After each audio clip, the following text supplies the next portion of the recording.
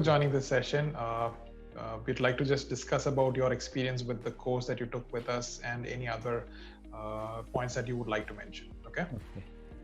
And first of all, congrats on getting the job at Kaizen Technologies. Thank you, sir. So could you walk us through your experience with the whole process and with SkillLink? Okay, sir. Fine. So it was exactly back 1 year when I got enrolled in SkillLink Masters program. That was on CAE Masters coursework. Yeah. So firstly, I saw CFD and Design Masters program. Okay. Later on, I just saw also this CAE Masters program, which involved a couple of coursework that I knew already. Okay. So I felt okay, this would be my choice, right choice, and I would get it pass with good score. Okay. So I chose CAE, and it was quite interesting, and I performed it well. Okay. And after after exactly 1 year, I got placed in Kaizen Technologies, and SkillLink kept their promise. Okay. All right. So Dilip, can you mention the courses that you took as part of the master's program? Okay, so under the CAE Masters program, there were 6 sub-courses, namely crashworthiness using hypermesh and radios, hypermesh for FEA, plastics and sheet metals, pre-processing for structural analysis using ANSA, Okay. and next LS-DYNA for structural mechanics, Okay. next Python for mechanical engineers, Okay. and finally advanced structural analysis using ANSYS Workbench. Okay. So can you walk us through one of these courses and how you felt about it? Okay, fine. So before getting into the SkillLink course, I actually want to tell you that already I was like expert in hypermesh. Okay. That's why I just more focused on CAE Masters program. Okay. So the hypermesh course was, I liked the course very much. The hypermesh for FEA, plastics and sheet metals, that course. Okay. Yeah, that involved a couple of projects that were really complicated one. What I practiced in my college level was quite simpler one. But in SkillLink, that were the projects that involved, that took around 7 to 8 days minimum for one single project. Okay. Yeah, that set up a mind for me, like how difficult that it is, like in an industry for meshing a part like that. So what I thought was like, okay, it is a simple one, we can do it right in a single step, but it's not like that. So that involved much more detailed concepts that to be practiced and to be completed. So I just got a deeper idea what like other tools also, ANSA, hypermesh, ANSYS Workbench. So they were the course. Overall, the course was very good, and I liked it very much. Okay. So you mentioned about the projects, right? Can you explain a bit more about them? Okay, fine. So as I said, the hypermesh course that I liked it very much involved meshing of complex sheet metals and plastic components. Similarly, I was very interested in ANSA. Okay. So when I got, as I said, already I knew the hypermesh UI, how it looks like and everything. But when I completed the hypermesh course and got switched back to ANSA, I just got blurred. I just don't have any idea because the UI was very different, and like started realizing that okay, those two were different softwares. Okay. And they, like, what I thought was, why in hypermesh it is very easy, in ANSA it is very difficult, like that concept. Okay. Later on, when I got good proficiency and practical experience in ANSA, my brain got twist because like ANSA was very easy, and hypermesh, when I switched back to hypermesh, it was very tough. Okay. Yeah, so it was like practicing. How much doesn't depend on the tool, but how much we practice, the knowledge we get on the tool is very important here. So similarly, if you get on the number of commands and the tools we're using on, any component can be meshed, and that's up to the user. Okay. Yeah, he can get many ideas and he can finish the tool test in a couple of minutes. Yep. All right.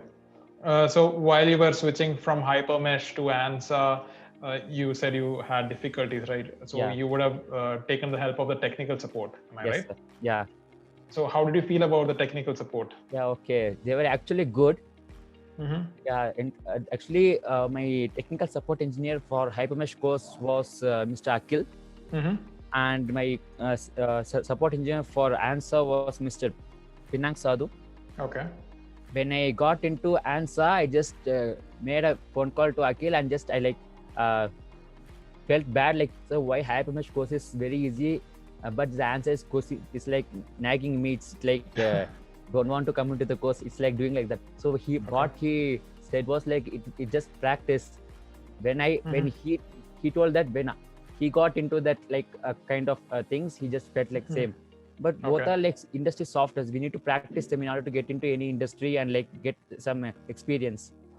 So I started on working on ANSA also, and like later on I felt ANSA was easy and Hypermesh was quite difficult one.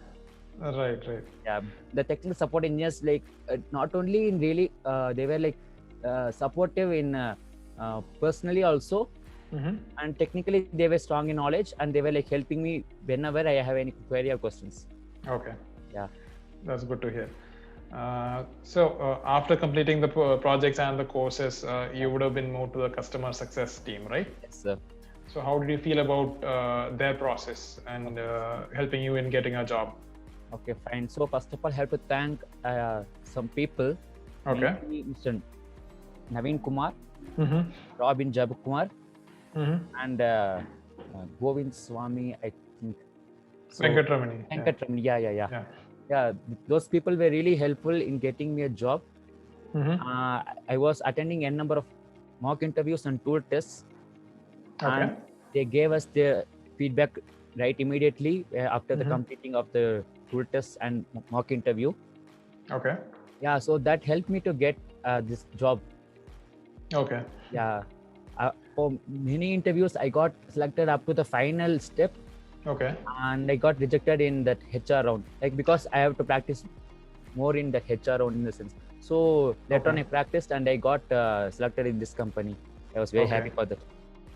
All right. So as a final question, what do you feel was missing from your college experience and from what SkillLink offered in order to help you get a job? So I was following SkillLink right from my third year of college period. Okay. Yeah, so I knew how SkillLink program works and how do they accomplish students wish to get into any job. So what I thought was like, okay, let us enroll in this program right in the third year itself. Later on I realized that okay, we shall complete the college. After then we can like enroll it. That was the idea, but I enrolled in the SkillLink Master program right in my fourth year itself, starting up my fourth year itself. So up to the fourth year, I didn't get any practical knowledge on this industry tools. Okay. Like as I said, like for simpler components only, college were teaching that okay, this component can be meshed using this component can be analyzed using this. But for any system, for any component, the software helps us to solve any engineering problem. Right. That total understanding was given by SkillLink. Okay. Yeah. So few colleges do the things, but my college actually I didn't get much experience in industry tools and practical knowledge, but SkillLink helped me with that. Okay. Yep. All right. I guess that's all the time we have. Do you have any final words to say to our viewers? Yeah. Okay. I just want to say something to my fellow students that go join SkillLink if you do not have confidence in getting a job. Like if you have confidence in yourself in getting into any company, you can do. But if you're feeling like low and what to do next, you can give your full promise to SkillLink and they will keep their promise. That's what my total suggestion would be. Thank you so much for those kind words, Dileep. Thank you for joining us today, and thank you for your valuable time. And I wish you all the best in your future.